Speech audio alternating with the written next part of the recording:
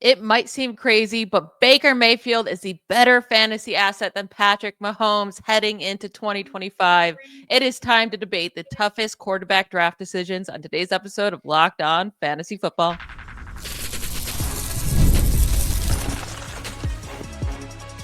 You are Locked On Fantasy, your daily NFL fantasy podcast. Part of the Locked On Podcast Network, your team every day. Welcome into the Locked On Fantasy Football Podcast. Thank you for making us your first listen every day. I'm one of your co-hosts, Michelle Magdziuk, and when I'm not doing this, I'm a researcher and fantasy analyst with NFL Network. And I'm your other co-host, Vinnie Iyer. When I'm not doing this, I'm writing about NFL fantasy and betting for sportingnews.com.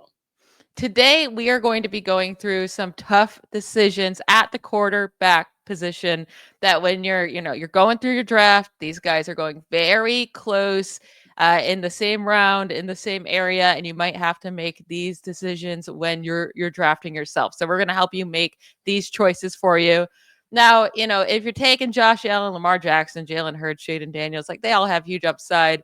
You really can't go wrong with those guys. So let's go a little bit deeper here. And let's say you miss out on those top guys. You're waiting for the 5th or 6th round, and you're eyeing either Baker Mayfield or Patrick Mahomes. They're both sitting there. Mahomes right now is going as the quarterback 6 off the board on average, while Mayfield's going as quarterback 7.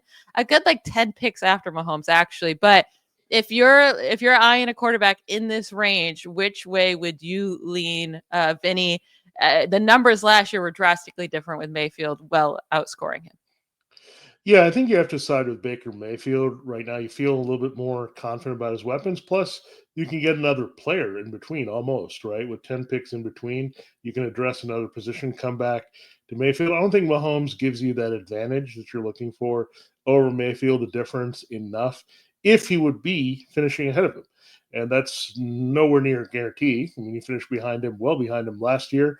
And then you look at the weapons. I mean, yeah, altogether they look kind of intriguing, right? With Xavier Worthy in year 2, Rashee Rice in year 3. Just looking at the combination, okay, he's got the best receivers he's had in quite some time overall, but Marquise Brown is hurting again. You have some concerns about how Travis Kelce is pointing upward. But then you look at Baker Mayfield. The biggest loss he suffered was definitely Liam Cohen leaving, but he was productive before then with Dave Canales. Looks like he's a guy that can handle different systems, but just as important, he's got Mike Evans, Chris Godwin now. The rookie Emeka Egbuka looks pretty good. Got Jalen McMillan as another weapon. He trusts K-Dot in certain situations as well. So he seems pretty loaded and steady, and there's less variables around him, I think, in general, where this Bucs offense should keep rolling and putting up some points. It does also prey on some really bad teams. I mean, if you look at all 3 defenses in that division are rather suspect. I know you're not going to get one of those games in week 18, but still that's 5 games that are in play against the rest of that division.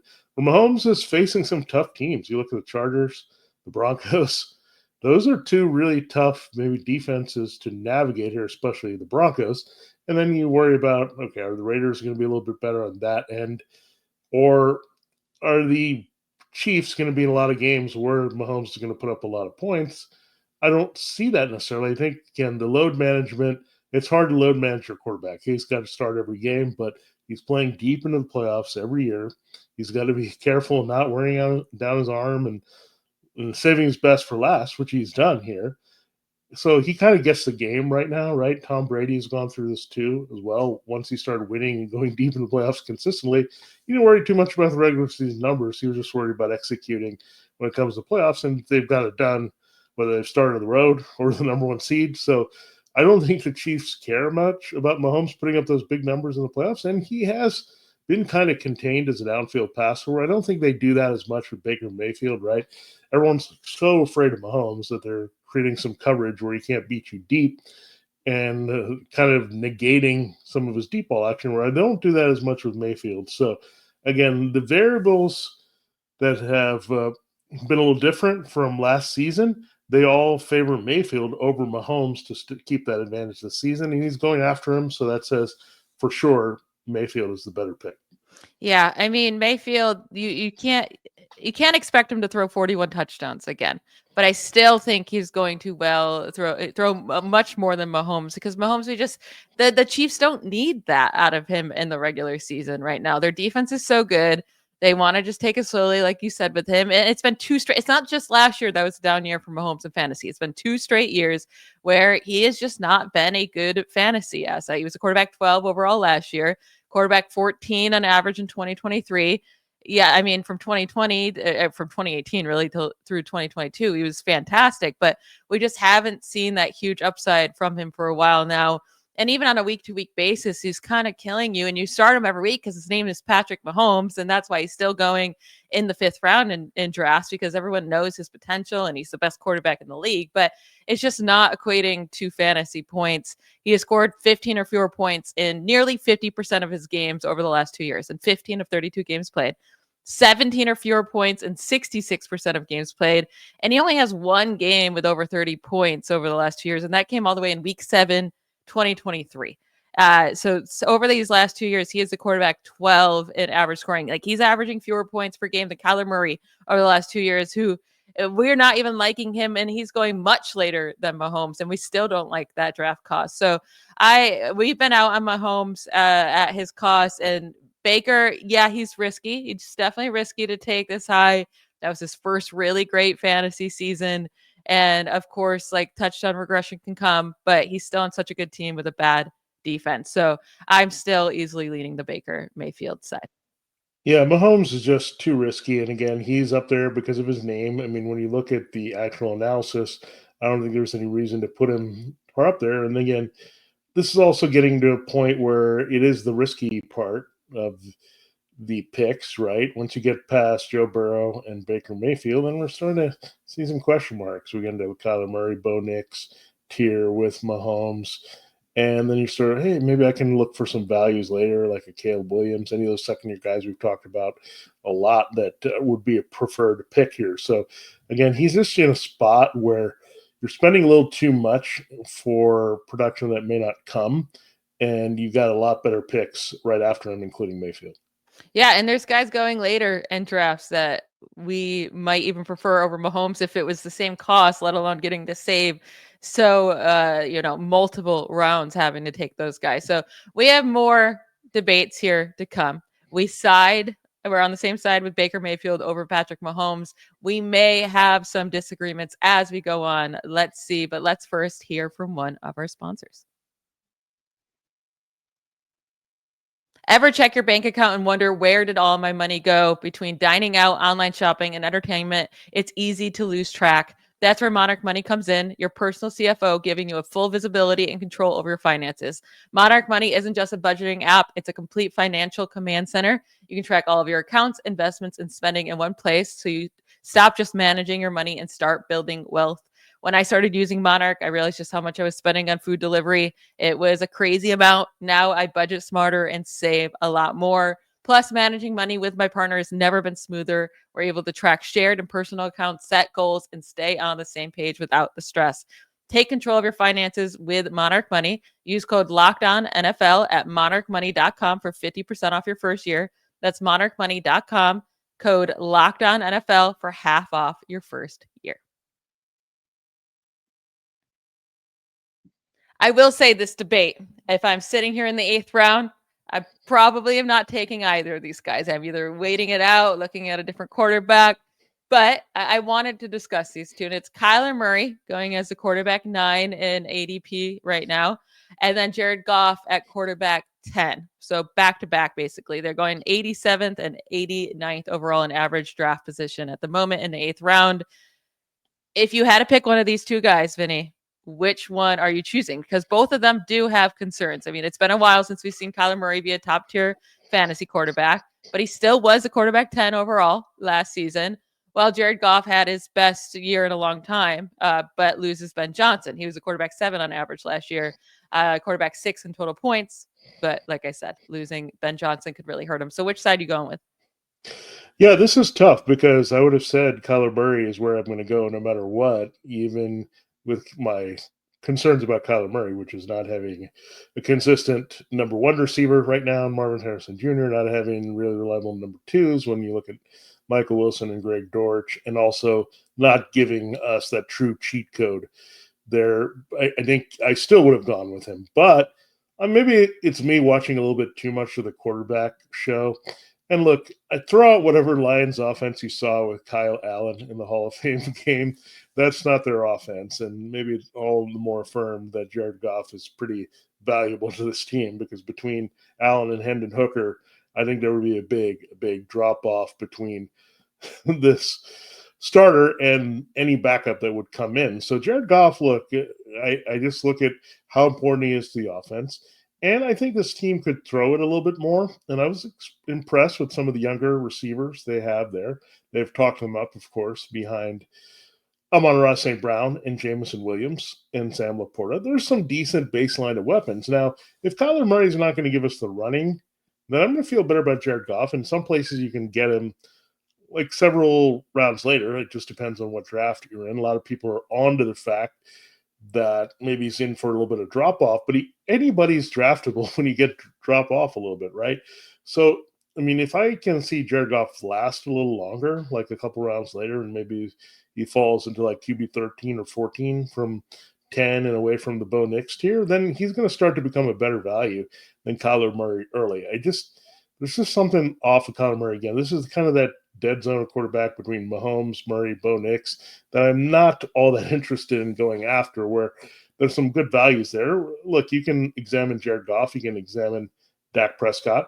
There's a lot of people that you can look at the back end, right?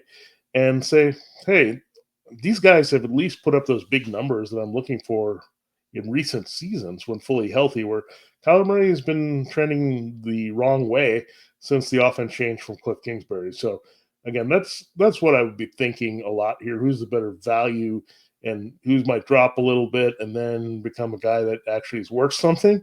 And I think that's more so Jared Goff, where I think Kyler Murray may maintain his loftier draft position. So I'm going to still go with Kyler Murray over Jared Okay. Goff. I know Goff was much better last year, but I do expect a little bit of a downfall to this offense. Not huge. They're still going to be good. I still think the running backs are going to be great. Amon-Ra St. Brown's still going to get his heavy targets. I like a lot of these guys. I just think that, I mean, we saw all those guys do great in 2023, and Goff was just the quarterback 13 that year, right? So we've already seen this offense thrive while still Goff wasn't putting up massive fantasy numbers. He was actually the quarterback 14. He was the quarterback 13 in 2022. While Kyler Murray, his disappointing years are still better than any Jared Goff year outside of last year, right? I mean, last year was his big year. Before that, it was 17 points per game in 2023, 16.7 in 2022, 13.9 in 2021. So with Kyler Murray, even his down years are better than pretty much all of Jared Goff's years. And we still saw some big games from him last year. He still had 7 games with over 20 fantasy points last season. That's only one less such game than both Jalen Hurts and Joe Burrow. The issue with Kyler Murray last season was the inconsistency, right? He would have these big games and then completely fall off. Big games and completely fall off. So there's just too many disappointing games. You want that to be more consistent, but this will be his second year with, offense coordinator Drew Petzing. Hopefully it looks better. Hopefully Marvin Harrison Jr. can step up in his second season. And you brought up the rushing. I mean, it's still there. It's not 1,000 rushing yards that he could have got to when he was just entering the league, but he still had 572 rushing yards last year. That was the 4th most among quarterbacks. Jalen Hurts was at 630. I mean, it's only not even 60 rushing yards less than Jalen Hurts. So Josh Allen was at 531. So I just don't think that Kyler Murray is all I don't think there's as much to worry about him with Jared Goff. And then also we've brought up before that Jared Goff's schedule last year was so fantastic for him. He played in a dome game pretty much every single week, and he's going to have a much harder schedule this year. Just he has to play in the division. That all those teams are very hard, and then he has a lot of tough outdoor road games this year against Green Bay and Baltimore and Cincinnati and Kansas City and Washington and Philly. It's going to be a tough schedule for him. So I'm leaning the Kyler Murray route. So we differ there, but we don't love either of these two guys. No. I will say the next guys that we're talking about, I would much prefer actually over those two. And that's the next debate. It's Justin Fields going as a quarterback 11 in average draft position right now versus Brock Purdy going as a quarterback 12. They're actually back to back in overall draft position, 98th overall and 99th overall off the board in the 9th round. If you had to make your choice, I have a Brock Purdy sticker behind me right now if you're watching on YouTube, but I don't know if that's the way I'm going to lean. I need a second to think. So you go first. Yeah, I want to go Brock Purdy here, but a lot of things have not really fallen well in his favor so far in the preseason. Brand Ayuk, again, the questionable timeline for return. That's a little worrisome, right? Then he had Juwan Jennings, who's barking about a potential new contract, but then a little bit troublesome calf injury popped up in training camp. So this is tough. And then you go to Ricky Pearsall, and again, he's going to be an unproven guy trying to take over. Look, I like him, and he's going to have to see key targets on this team individually. And then you have George Kittle, of course, the go-to guy. But the passing game vibes are trending in the wrong direction for the 49ers. The Jets, look, we had that scare with Justin Fields and his injury that, okay, he was carted off the field. We thought, okay, we're done. What are they going to do? Tyrod Taylor's going to have to start. They're going to have to sign somebody. Justin Fields is over before he starts in New York, and then he's back the next day and doing his thing. So that says he's pretty resilient. He's taking this as his last chance. It's his third team after the Bears and Steelers. We also know, I think the difference between him and Kyler Murray with the cheat code is that Justin Fields can compile a little bit better with touchdowns and other things, and he's such a willing runner. Where look, 500 is one thing if you're having some passing difficulties, but Justin Fields can push for 1,000. We know that as a rusher, and that's a big difference. That's 50 points more than a 500-yard rusher. So that has to come into play. And then his weapons are not terrible. Garrett Wilson got an extension. Breece Hall's there. It's really about the other receivers, right? The Josh Reynolds being the number 2 potentially on this team. Malachi Corley buried on the depth chart. Al Lazard is hanging around. So it just is not a very good looking receiving room. But then the Mason Taylor news came out that he's feeling it with the tight end. So are having 2 key weapons like Wilson and Taylor enough on top of Fields' running to get the numbers? Well, he showed that, right? In Chicago, in Pittsburgh, when he had the chance to start, he flashed as a top fantasy performer. So I think he comes with a safer floor, and that's why I like him. And you don't have to worry about early season, one of the injuries, all that around him. A lot safer. Even his own injury wasn't a concern, right? But Purdy, you got to start. It stinks, right? He got the contract, but you got to start worrying a little bit about the weapons. I actually lobbied for, if Terry McLaurin's going to leave Washington, he should be on one of these 2 teams because they could really use him at some point. They both have the spending ability to do that. And look, that would be a game changer for either of these quarterbacks. But without that scenario, I think I go with Justin Fields for the floor and maybe even the ceiling because of that upside if he can be a decent passer. Yeah, I think both have a really safe floor. I've talked up Brock Purdy. I think he has a safe floor. We saw him be the quarterback 8 in 2023, quarterback 10 last year, despite dealing with all those injuries around him. And he was just very, very consistent over the second half of last season. But I'm with Justin Fields. I do think also has the biggest worry is that the Jets lose a bunch of games and he's struggling as an actual NFL quarterback and he gets benched for Tyrod Taylor, right? That's the biggest worry with Justin Fields. But he definitely does have a higher ceiling than Purdy. I mean, we saw him be the quarterback 5 on average in 2022. Last year in starts with the Steelers, he only started 6 games, but he averaged 18.9 fantasy points per game in those 6 starts. That ranked 8th among quarterbacks in starts last year. Like you brought up, the rushing is going to be there. And if you just look at the most games with at least 22 fantasy points over the last 3 seasons, he has 13 such games. There's only 7 quarterbacks with more such games, and that's what Fields only playing 6 games last year. Like he barely even played last season. So Justin Fields definitely has super high upside, like the Hurts and your Burrows and stuff like that. But it just comes down to will he keep the job all year long? But I think I probably lean that high upside. Yeah, I mean, I know it's hard for you to do that, but we're a fantasy show. And Yeah. if Brock Purdy wins 13 games at the 49ers and Justin Fields is a better fantasy quarterback at 5-12, Michelle's not going to be upset about that at all. So that's how you have to kind of look at it too. Fantasy is a lot different than reality. I mean, Justin Fields is kind of the poster boy for that, how much those 2 games differ. Mahomes as well. So they're just very different. And it's all about the numbers and how you compile. And Justin Fields has been a pretty classic compiler. Now, we'll get to a couple more debates. These are interesting. We actually have a 3 quarterback debate in our last segment, as well as one between two very intriguing second-year quarterbacks we're high on. We'll get to that after a word from another one of our sponsors.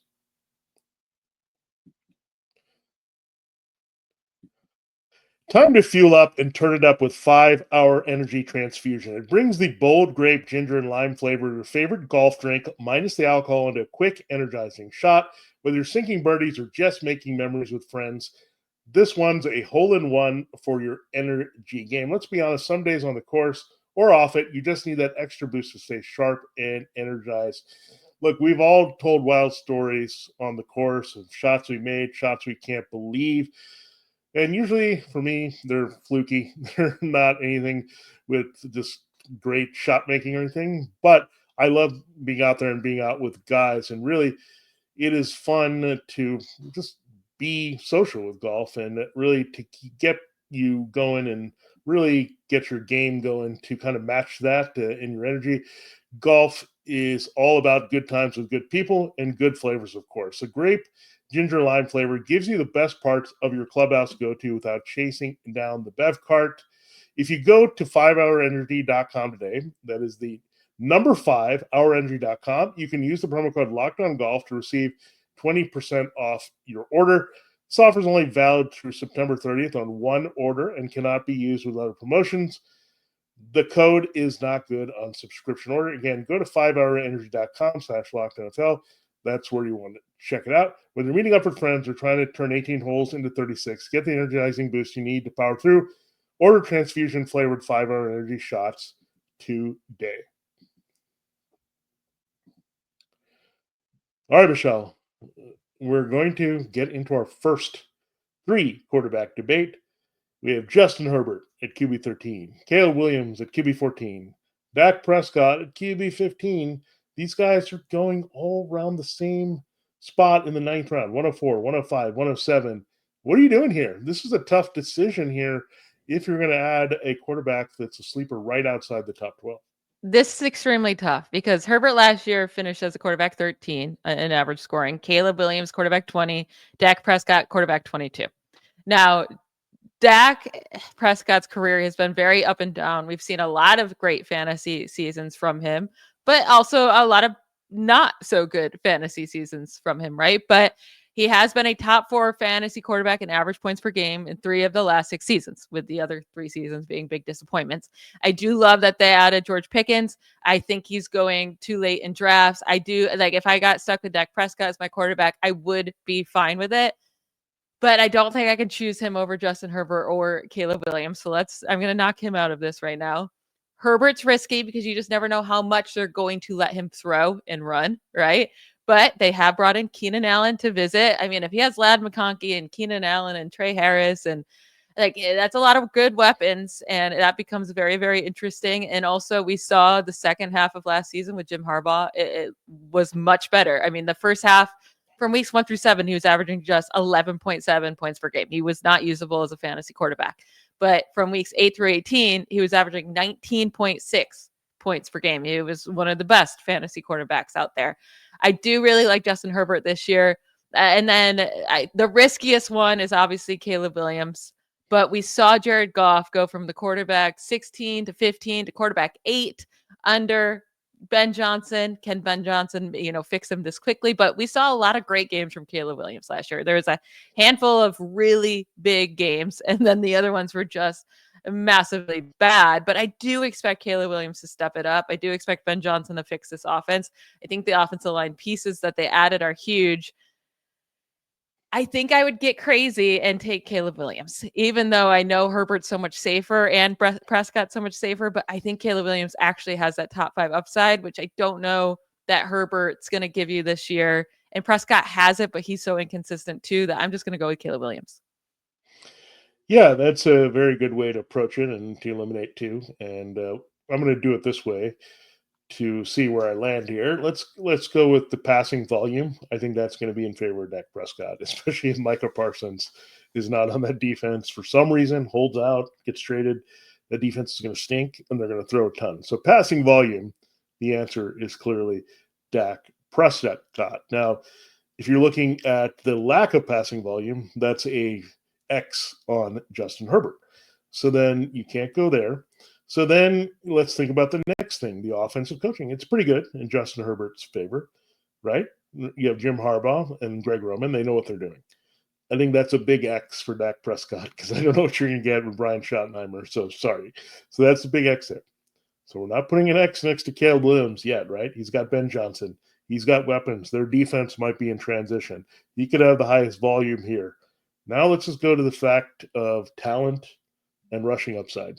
And I think Caleb Williams might have that box checked as well.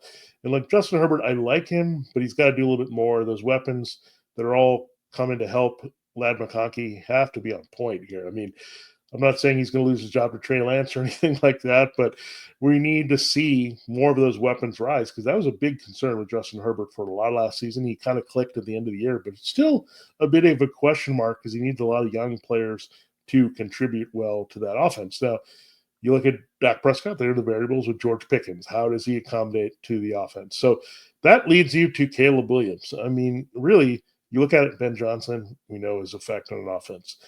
We know how terrible they were last year. We know they upgraded their offensive line.